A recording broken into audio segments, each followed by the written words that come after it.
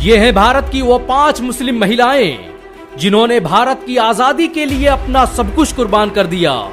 इन मुस्लिम महिलाओं ने भारत के लिए जो किया वो आज तक कोई नहीं कर पाया। भारत को आजादी दिलाने और उसे ताकतवर बनाने में इन मुस्लिम महिलाओं का बड़ा योगदान रहा। भारत की आजादी में योगदान देने वाली मुस्लिम महिलाओं की लिस्ट में पहला नाम आबादी बानो बेगम का आता है। इन्हें दुनिया बी अम्मा के नाम से भी जानती है। आजादी के महान नायक मोहम्मद अली जौहर और शौकत अली जौहर आबादी बानो बेगम के ही बेटे थे। आबादी बानो बेगम का जन्म 1850 में उत्तर प्रदेश के अमरोहा जिले में हुआ था।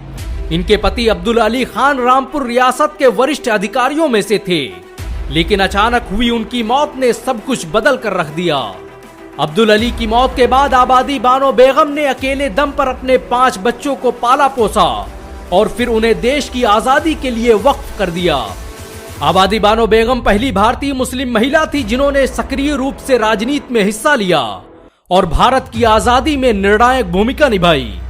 इन्होंने 1917 में अंग्रेजों के खिलाफ सबसे ज्यादा पैसे दान किए और 1920 में खिलाफत आंदोलन का नेतृत्व किया। अंग्रेजों ने जब एनी बेसेंट और मौलाना मोहम्मद अली जौहर और शौकत अली को गिरफ्तार करके जेल भेज दिया तो आबादी बानो बेगम ही वो महिला थी जिन्होंने बाल गंगाधर तिलक के साथ मिलकर आंदोलन चलाया। कहा जाता है कि आबादी बानो बेगम की नमाजें कभी कज़ा नहीं होती थीं। वो भरे आंदोलन के बीच भी इबादत के लिए वक्त निकाल लेती। उनके द्वारा अखिल भारतीय मुस्लिम लीग के अधिवेशन में दी गई स्पीच आज भी सबसे खतरनाक स्पीच मानी जाती है। महात्मा गांधी के सामने दी गई इस स्पीच ने पूरे अंग्रेजी साम्राज्य की जड़ें हिला दी थी। भारत की आजादी में योगदान देने वाली महिलाओं की लिस्ट में दूसरा नाम बीबी अब्दुल सलाम का आता है। इनका जन्म 1917 में पटियाला के मशहूर जमींदार अब्दुल माजिद खान के यहाँ हुआ था। इन्हें महात्मा गांधी की बेटी के नाम से भी पुकारा जाता है। बीबी अब्दुल सलाम ने भारत की आजादी और हिंदू मुस्लिम एकता को मजबूत करने में बड़ा योगदान दिया। इनकी वजह से ही बंगाल और पंजाब में होने वाले हिंदू मुस्लिम दंगों की आग शांत हो पाई थी। बीबी अब्दुल सलाम गांधी के राष्ट्रवादी आंदोलन का हिस्सा थीं। इन्होंने कई सालों तक गांधी के सेवाग्राम आश्रम का संचालन किया। ये कई सालों तक इंडियन वुमेन कांग्रेस कमेटी का हिस्सा रहीं।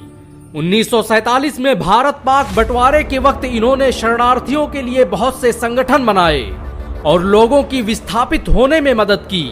इनकी कोशिशों से ही पटियाला भारत का हिस्सा बन पाया था। भारत की आजादी में योगदान देने वाली महिलाओं की लिस्ट में तीसरा नाम बेगम हजरत महल का आता है। इन्होंने ही 1857 में अवध में होने वाले स्वतंत्रता संग्राम का संचालन किया था। बेगम हजरत महल का जन्म 1820 में फैजाबाद में हुआ था। ये अवध के नवाब वाजिद अली शाह की दूसरी बीवी थी। 1855 में जब अंग्रेजों ने बेगम हजरत महल पर अपनी सत्ता स्वीकार करने के लिए दबाव डाला तो उन्होंने ये कहते हुए ठुकरा दिया कि मुसलमानों की गैरत किसी अंग्रेज की गुलामी नहीं कर सकती। 1856 में जब ईस्ट इंडिया कंपनी ने अवध पर हमला करके नवाब वाजिद अली शाह को कैद कर लिया तब बेगम हजरत महल ने अपने बेटे कादिर के साथ मिलकर सत्ता की कमान संभाली और बाराबंकी, फैजाबाद, सीतापुर और आसपास के जिलों के 1,80,000 सैनिकों को इकट्ठा कर बगावत का ऐलान कर दिया।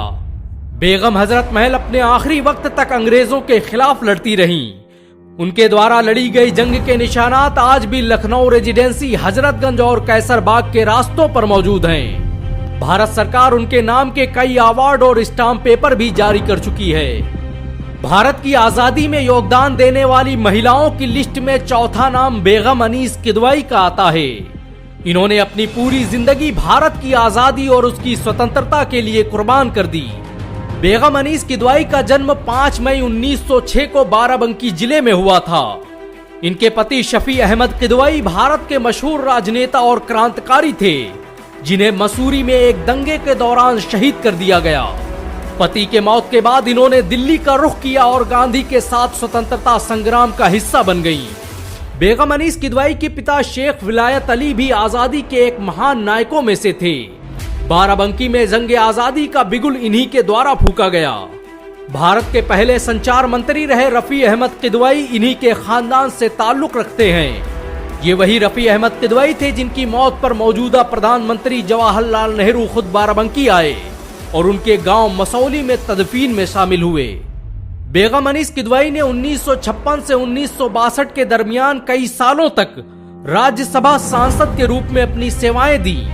उन्होंने आजादी के बाद बहुत से राहत शिविर स्थापित किए, जिनके द्वारा लाखों गरीबों की मदद की गई। भारत की आजादी में योगदान देने वाले महिलाओं की लिस्ट में 5वां नाम बेगम निशातुन्निसा मोहानी का आता है। ये भारत के मशहूर क्रांतिकारी और इंकलाब जिंदाबाद का नारा देने वाले हसरत मोहानी की बीवी थीं। इन्होंने बाल गंगाधर तिलक के साथ मिलकर कई विद्रोहों का कामयाबी से संचालन किया। बेगम निशातुन्निसा का जन्म सन 1884 में मोहान में हुआ था। ये 1920 में शुरू होने वाले खिलाफत आंदोलन का प्रमुख महिला चेहरा थीं।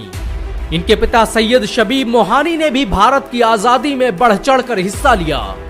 भारत में जब बहिष्कार आंदोलन की नींव पड़ी तो निशातुन्निसा वो पहली भारतीय महिला थी जिन्होंने अंग्रेजों के विरोध में भारत के पहले खादी स्टोर का उद्घाटन किया और अंग्रेजी सामान का बहिष्कार करने की रणनीति बनाई।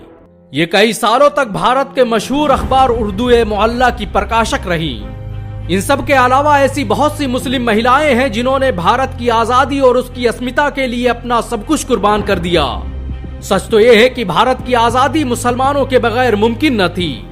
बेशक मुसलमानों ने जो इस देश के लिए किया वो कोई और नहीं कर सकता, लेकिन आप एक काम जरूर कर सकते हैं, वो है इस वीडियो को 1 लाख लाइक तक पहुंचाना। अगर एक मुसलमान होने के नाते आपको गर्व महसूस हुआ हो तो इस वीडियो को लाइक और शेयर जरूर करें। ऐसी और वीडियो को देखने के लिए हमारे चैनल को सब्सक्राइब करें, घंटा जरूर दबाएं।